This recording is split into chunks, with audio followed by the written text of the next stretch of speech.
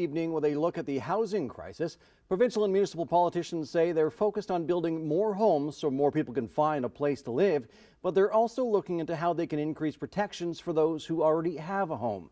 The rental market is where we begin our coverage tonight. Louis Butko joins us live with the latest on a situation that's become very familiar: renovictions.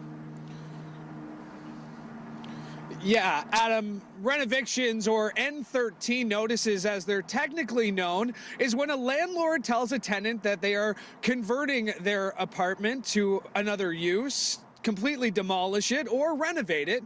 And housing advocates say it's happening at an alarming rate in Hamilton. Stop renovictions!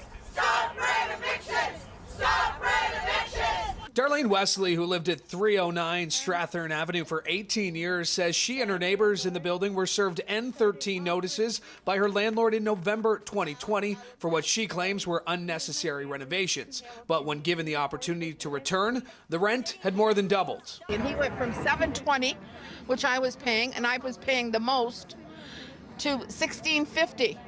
Is what he's getting now. The 65-year-old was one of dozens who turned out at City Hall today ahead of an Emergency and Community Services Committee meeting to call on the city to do more to protect renters. It's got me broken.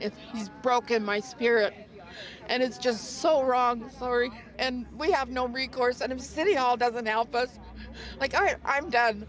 I have nowhere to go now. According to a report by Acorn Hamilton, there were 103 N13s filed with the Landlord and Tenant Board in 2022, an increase from the 60 the year before, and just 6 filed in 2012.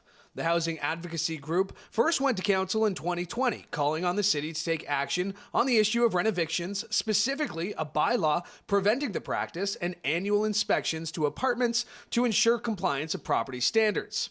And after being directed to develop a strategy, a report before council this afternoon called on the city to provide an additional $50,000 to a tenant defense fund. Ward 2 councillor Cameron Kretsch, who sits on the committee, says that doesn't go far enough. I think we're on the way there, but we're not where we need to be yet. We need to find a way to make this happen. Sure, there are going to be some risks, and we have to consider those risks, but the greater risk to people's life and livelihood and their ability to have safe and affordable homes is more important. Hamilton Mayor Andrew Horvath was attending the Big City Mayor Conference in Kitchener this afternoon and acknowledged the importance of property standards being maintained to protect affordable housing in the city. When a unit gets to such a place of disrepair that it requires a tenant to vacate in order to fix up the unit, then we have some issues that we need to resolve, I think, around property standards, for example.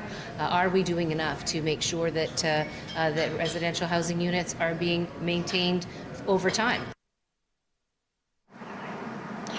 Now, Adam, as we're coming to air, that committee meeting is still ongoing after more than 4 hours of delegations, still delegations presenting their case to the committee meeting, but whatever comes out of today will then go to regular council next week. Adam?